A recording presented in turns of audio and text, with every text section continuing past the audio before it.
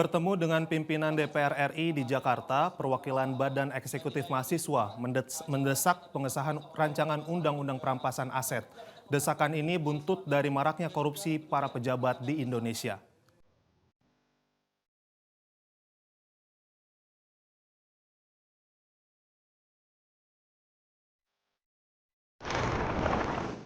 Pimpinan DPR akhirnya menerima perwakilan Badan Eksekutif Mahasiswa, Organisasi Kepemudaan dan Keagamaan di Kompleks Parlemen hari Rabu kemarin.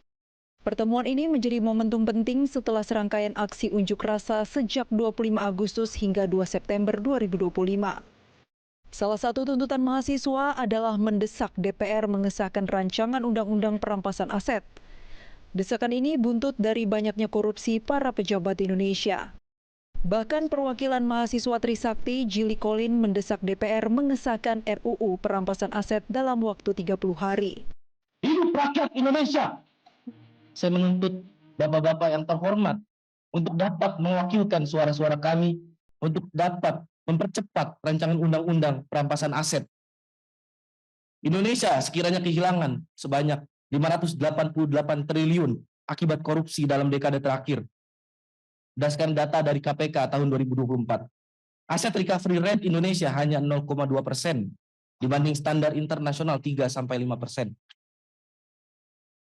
Kalkulasi impact dana hasil perampasan dapat membiayai pembangunan 2.940 km jalan tol atau 588.000 unit rumah subsidi.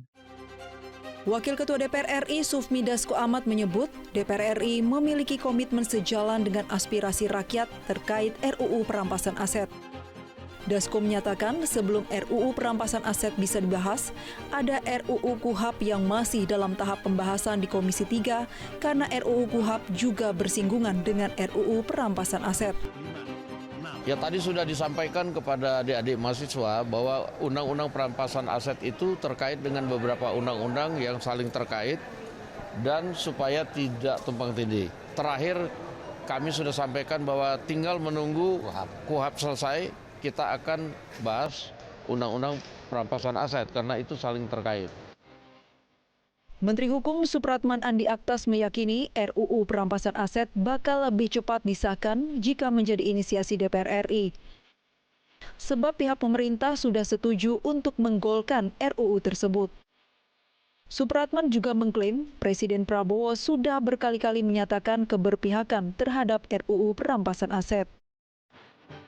Pemerintah sekali lagi dari awal, Bapak Presiden sudah menegaskan bahwa RUU Perampasan Aset itu akan menjadi prioritas. Saat ini karena kondisinya di DPR masih, ya teman-teman tahu, kita lagi berusaha untuk pengesahan prolegnas yang akan datang untuk tahun 2026.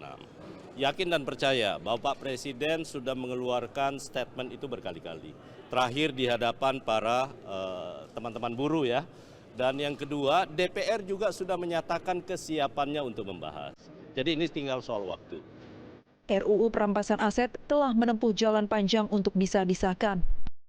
Sejak diusulkan pada tahun 2008 silam hingga melewati 3 periode kepresidenan, rancangan aturan ini belum juga diteken menjadi undang-undang. Tim Liputan Metro TV.